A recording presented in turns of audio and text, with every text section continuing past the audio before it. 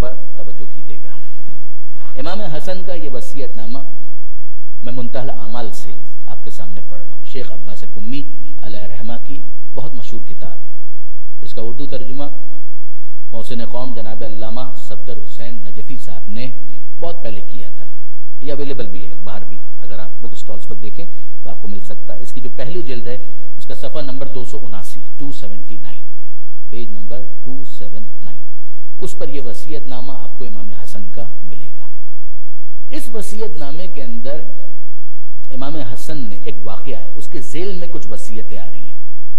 تفصیلی وصیت نامہ امام حسن کا میری نظروں سے نہیں گزرا، ہوگا ممکن ہے کسی کتاب میں ہو، میری نظروں سے نہیں گزرا، مگر یہ جتنا وصیت نامہ ہے بہت خوب ہے۔ اس کا بھی ایک حصہ میں آپ کے سامنے پڑھوں گا۔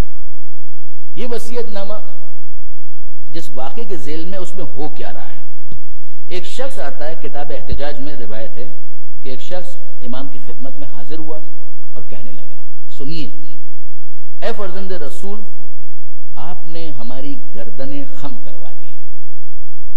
یہ امیچور ماننے والے ہیں، آپ نے ہماری گردنیں خم کروا دی، ہم شیعوں کو بنی امیہ کا غلام بنا دیا۔ اب یہ ہے حسن کا تحمل۔ فرماتے ہیں کیسے؟ یہ جو تم کہہ رہے ہو، یہ تم نے کنکلوژن ڈرا کیا ہے، کیسے ہے؟ وہ کہنے لگا کہ چونکہ آپ نے خلافت معاویہ کے سپرد کر دی، آپ نے فرمایا، اب امام کے جواب کو سنیے گا، خدا کی قسم مدد کرنے والا کوئی نہیں تھا۔ وہ ایک تعداد، ایک جمعیت جس کے لیے میں نے ابھی اتنی تمہید آپ کے سامنے بیان کی کہ کوئی پریپریشن تو کرو، بس ایسے ہی منہ اٹھا کر ایسے ہی اس طریقے سے نہیں ہوگا۔ معجزات کے ذریعے ہی سب کچھ کرنا ہوتا برادران عزیز، تو نہ خانہ کعبہ کے اندر 360 بت ہوتے، نہ فرعون کو اتنی مہلت دی جاتی، نہیں، سب کچھ معجزات سے نہیں ہوگا۔ معجزات کے ذریعے سے تو اسٹیبلش ہوگا کہ یہ اللہ کے برحق نمائندے ہیں۔ بعد میں آپ کو، مجھے، ہم سب کو ایفرٹس کرنی ہے تاکہ چیزیں اپنے منطقی انجام تک پہنچ سکیں۔ فرماتے ہیں اگر میرے مددگار ہوتے تو میں رات دن اس سے جنگ کرتا، یہاں تک کہ خدا میرے اور اس کے درمیان حکم کرتا، یعنی فیصلہ کرتا۔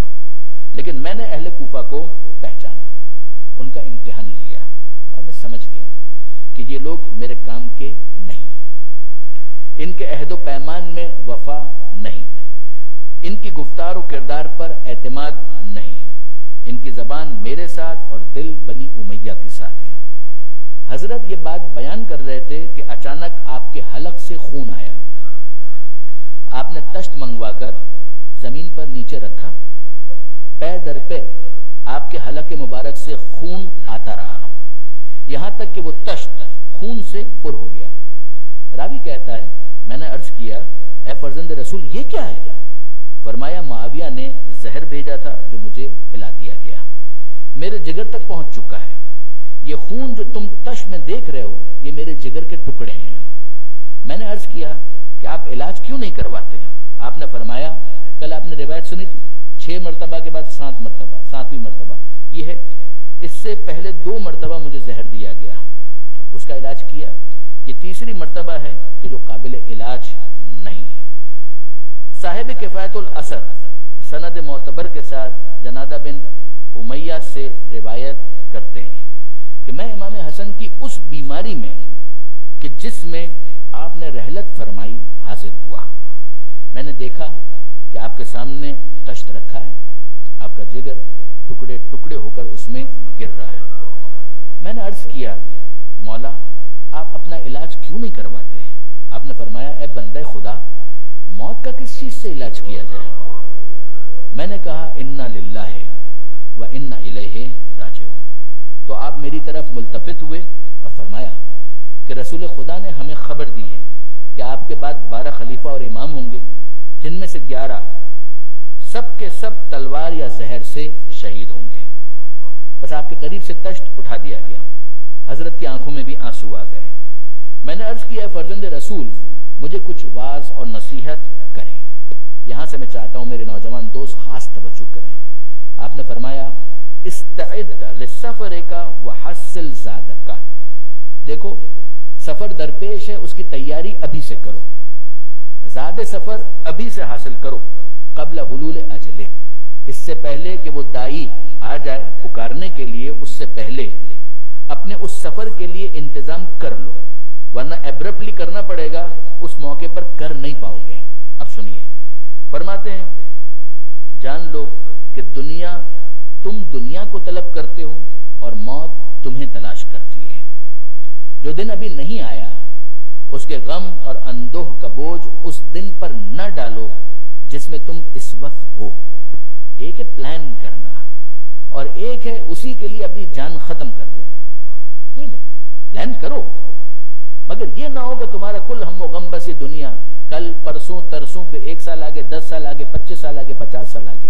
یہ سوچنا اچھا ہے، a person should be visionary، اس کو پلان کرنا چاہیے، مگر یہ نہ ہو کہ اسی چکر کے اندر زندگی ختم ہو جائے اور آخرت کے لیے کچھ بھی فراہم نہ کر سکو۔ پھر فرماتے ہیں جان لو دنیا کے حلال میں حساب اور اس کے حرام میں سزا ہے، اس کے مشتبہ امور کے ارتکاب میں عقاب اور سرزنش ہے۔ بس دنیا کو اپنے نزدیک ایک مردار فرض کرو اور اس سے صرف اتنا لو جو تمہارے لیے کافی ہے، یعنی یہ تو بالکل اینڈ، آخری، کہ یہاں تک پہنچنے کی کوشش کرو۔ دنیا میں رہو، دنیا کے ہو کے مت رہو۔ دنیا میں رہنا اور ہے، دنیا کا ہو کے رہنا اور ہے، کیونکہ وہ مال حلال ہے تو تم نے اس میں اختیار کیا، اور اگر حرام ہے تو اس کے بوجھ اور گناہ سے محفوظ رہا۔ جتنا تم لوگ وہ تمہارے لیے حلال ہے، جس طرح ضرورت کے وقت مردار حلال ہوتا ہے، اور اگر عتاب ہوا بھی تو وہ بہت تھوڑا ہوگا۔ دنیا کے لیے اس طرح کام کرو گویا تم اس میں ہمیشہ رہنے والے ہو، اور آخرت کے لیے اس طرح کام کرو کہ گویا کل مر جاؤ گے۔ یہ پچھلی تمام باتوں کا خلاصہ ہے۔ دنیا میں اس طرح رہو کہ جیسے تمہیں ہمیشہ رہنا ہے۔ ہمیشہ کا مطلب کیا ہوا؟ ہمیشہ تو نہیں رہنا ہے، نہیں، رہو اس طرح۔ کیا مطلب؟ جہاں پر آپ کو زیادہ رہنا ہے اس کے لیے آپ ٹال سکتے ہیں، کل کر لیں گے، ابھی تو ہیں یہاں پر، پرسوں کر لیں گے، ابھی تو ہیں یہاں پر۔ یعنی دنیا اور آخرت کا جب معاملہ ہو، ٹکراؤ ہو جائے، میں سست بننا نہیں سکھا رہا ہوں، میں یہ نہیں کہہ رہا ہوں کہ انسان سست بن جائے۔ جب دنیا اور آخرت ان دو چیزوں کا آپس میں ٹکراؤ ہو جائے تو انسان کیا کرے؟ دنیا کے معاملے کو اس طرح ٹریٹ کرو کہ جیسے ہمیشہ یہاں پر رہنا ہے، کل کر لیں گے۔ آخرت کا معاملہ فوراً کرو، کیوں؟ اس لیے کہ ہو سکتا ہے ابھی جانا پڑ جائے، ہو سکتا ہے یہی سانس آخری ہو۔ تو آخرت کا جو معاملہ ہے اس کے لیے تیزی دکھاؤ، جو دنیا کا معاملہ ہے اس کو اگر ڈیلے کرنا پڑے تو اس کو ڈیلے کرو، یعنی اس کو قربان کرو، اس کو قربان مت کرو۔ پھر اس کے بعد فرماتے ہیں اگر تم یہ چاہتے ہو کہ قوم اور قبیلے کے بغیر تم عزت دار بنو اور سلطنت اور حکومت کے بغیر تمہاری عزت ہو تو گناہ کی ذلت سے نکل کر اطاعت خدا کی عزت کی طرف چلے آؤ۔ قوم، قبیلہ بہت بڑا سپورٹ ہوتا ہے، کسی کے پاس پاور ہے، یہ بہت بڑی سپورٹ ہے، مگر امام فرماتے ہیں اگر اس کے بغیر تمہیں عزت چاہیے نا تو یاد رکھو خدا سے بڑا سپورٹر کوئی نہیں ہو سکتا۔ اگر اطاعت کی ذلت سے نکل آئے تو وہ خدائے عزیز تمہیں صاحب عزت بنا دے گا۔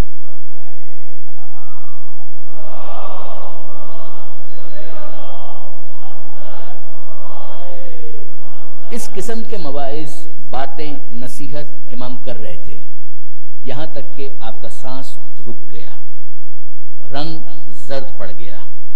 امام حسین اسود بن الاسود کے ساتھ دروازے سے آئے، امام نے اپنے بھائی کو گلے لگا لیا، سر اور پیشانی کے بوسے دیے، ان کے پاس بیٹھ گئے، بہت سی راز کی باتیں ایک دوسرے سے کرتے رہے، حسن حسین سے۔ پھر اسود نے کہا انا للہ و انا الیہ راجعون، گویا اسے امام حسن کی شہادت کی خبر ہو گئی۔ آپ نے امام حسین کو اپنا وصی قرار دیا، ان سے اسرار امامت کہے، وداع خلافت ان کے سپرد کیا، اور آپ کی روح مقدس نے ریاض القدس کی طرف پرواز کی۔ یہ ہے وہ جو باتیں میں آپ کے ساتھ کرنا چاہ رہا تھا۔ اب برادران عزیز، بہرحال وہ وقت آ گیا کہ جب ہمیں بڑے نواسے کے ان مصائب کو یاد کرنا ہے کہ جس کے بعد تابوت برآمد ہو جائے۔ 50 ہجری، 40 ہجری میں امیر المومنین کی شہادت ہے، 6 مہینے ظاہری حکومت، باقی ایام امامت کے تو ہیں ہی جو اصل مقصد ہے، اور امام حسن مجتبیٰ کو زہر دیا جاتا ہے۔ ایک مرتبہ نہیں، کئی مرتبہ امام حسن کو زہر دیا گیا۔ بعض کتابوں کے اندر، بعض روایات کے اندر بعض علماء نے لکھا کہ 7 مرتبہ زہر دیا گیا، کسی اور امام کو اتنی مرتبہ زہر نہیں دیا گیا۔ 6 مرتبہ زہر دیا گیا۔ بعض مقاتل کے اندر میں نے خود پڑھا کہ امام حسن مجتبیٰ روضہ رسول پر آئے، متوسل ہوئے اور اس کے بعد شفا یاب ہو گئے۔ مگر ظاہر ہے کہ وہ وقت تو آنا ہے کہ جو علم پروردگار میں کہ حسن مجتبیٰ کی شہادت ہو، یہ شرف امام حسن مجتبیٰ کو ملے، اور جو ظالم ہے وہ بھی ایکسپوز ہو، جو مجرم ہے وہ بھی ایکسپوز ہو۔ مگر عجیب ایک انتظام ہے کہ جو اس موقع پر حضرت ابو الفضل عباس نے کیا۔ دیکھیے باہر سے افراد آ کر زہر دینے کی کوشش کر رہے تھے، کسی نے کچھ ملا دیا، کسی نے کوئی اور کام کیا۔ 6 مرتبہ یہ زہر دیا جا چکا ہے۔ حضرت ابو الفضل عباس آ کر کہتے ہیں کہ آقا مجھے اجازت دیجئے، اب آپ کی حفاظت کا ذمہ میرا ہے، اب پہرے کی ذمہ داری میری ہے، میں کسی اور کو آپ تک اس طرح سے آنے نہیں دوں گا کہ وہ آپ تک پہنچ سکے، اپروچ کر سکے۔ اور جس کے بعد حضرت ابو الفضل عباس نے انتظامات سنبھال لی۔ اب ظاہر ہے کہ کوئی بھی امام حسن تک باہر سے نہیں آ سکتا، اور امیر شام کو انتخاب کرنا پڑا گھر کے اندر موجود جودہ بنت اشج کا۔ اس کو لالچ دیا گیا، یہ دنیا اگر ایک انسان حرام سے کمانا چاہے تو پھر اتنی بڑی خیانت بھی ہو جاتی ہے۔ جودہ بنت اشج تک زہر پہنچایا گیا، وہ زہر کہ جس کے بارے میں کتنا ہی مبالغہ ہو، مگر سوچئے کہ اس کی شدت کتنی زیادہ ہوگی، کہ پیغام یہ تھا کہ یہ زہر اتنا سخت، اتنا تلخ، اتنا مؤثر ہے کہ اگر دریا کے اندر ڈال دیا جائے تو دریا کی ساری مچھلیاں اس زہر کے اثر سے مر جائیں گی۔ وہ زہر جودہ تک پہنچایا گیا۔ سرکمسٹانسز جو حالات ہیں وہ معمول کے نہیں ہیں، ایکسٹرا آرڈنری ہیں۔ تو اس موقع پر انتظام بھی اس طرح کا، بعض علماء نے یہ لکھا کہ انتظام یہ تھا کہ امام حسن مجتبیٰ جب رات کو آرام کرنے کے لیے لیٹا کرتے تھے تو ایک طرف امام حسین کا بستر ہوتا تھا، دوسری طرف جناب زینب ہوا کرتی تھی، درمیان میں امام حسن مجتبیٰ سویا کرتے تھے۔ اور پھر رات وہ آ گئی، یہ جو شب شہادت تھی، یعنی آج کی رات، آدھی رات کے قریب جب امام حسن مجتبیٰ لیٹے ہوئے تھے اور وہ سراہی کہ جو پائنتی امام حسن مجتبیٰ کے سرہانے پڑی ہوئی تھی کہ جس کے اندر پانی موجود تھا، امام حسن مجتبیٰ علیہ السلام اسی سراہی سے پانی لے کر پیا کرتے تھے۔ جودہ بنت اشج آہستہ آہستہ آئی اور اس نے اس سراہی کے اندر زہر کو ملا دیا۔ امام حسن مجتبیٰ جس وقت بیدار ہوئے، پانی کی خواہش ہوئی تو سراہی کی طرف ہاتھ بڑھایا، سراہی کو اٹھایا۔ جناب زینب نے آواز سنی کہ میرا بھائی بیدار ہوا ہے، شاید اسے کسی چیز کی ضرورت ہے، تو فوراً کہنے لگی بھیا حسن آپ زحمت نہ کریں، آپ کو پانی چاہیے، میں آپ کو پانی پلاتی ہوں۔ حسن مجتبیٰ نے روک دیا۔ یہ یاد رکھیے گا، حسن مجتبیٰ علم امامت سے تو جانتے ہیں کہ کیا ہونے والا ہے، کہ اگر میری بہن زینب نے اپنے ہاتھوں سے یہ پانی پلایا تو زندگی بھر زینب کے دل میں یہ ملال رہے گا کہ افسوس پانی میں نے اپنے ہاتھوں سے پلایا۔ حسن مجتبیٰ کہتے ہیں نہیں بہن زینب، اس وقت تو میرا امام کی حیثیت سے حکم یہ ہے، یہ پانی میں خود پی لوں گا۔ حسن مجتبیٰ نے سراہی کو اپنے ہاتھوں سے اٹھایا، کوزہ آب بھرا اور پھر اس کے بعد اپنے لبوں سے متصل کیا، پانی پیا، اور اب اس کے بعد ایک عجیب جملہ حسن مجتبیٰ کی زبان پر آ گیا۔ یہ پانی پینے کی دعا تو نہیں ہے جو حسن مجتبیٰ پڑھ رہے ہیں۔ حسن مجتبیٰ کیا پڑھ رہے ہیں؟ انا للہ و انا الیہ راجعون رضا بقضائک و تسلیما لامر۔ عزیزو یاد رکھیے گا، یہی وہ الفاظ تھے جو حسین نے اس وقت کہے تھے جب اصغر کا لاشا ہاتھ میں تھا، اور یہی جملے اے مالک میں تیری رضا پر راضی، میں تیرے امر کے آگے سر تسلیم خم کرتا ہوں، یہ حسن مجتبیٰ نے اس وقت کہے ہیں کہ جب وہ زہر آلود پانی پیا ہے۔ مگر اب اس کے بعد کیفیت کیا ہے؟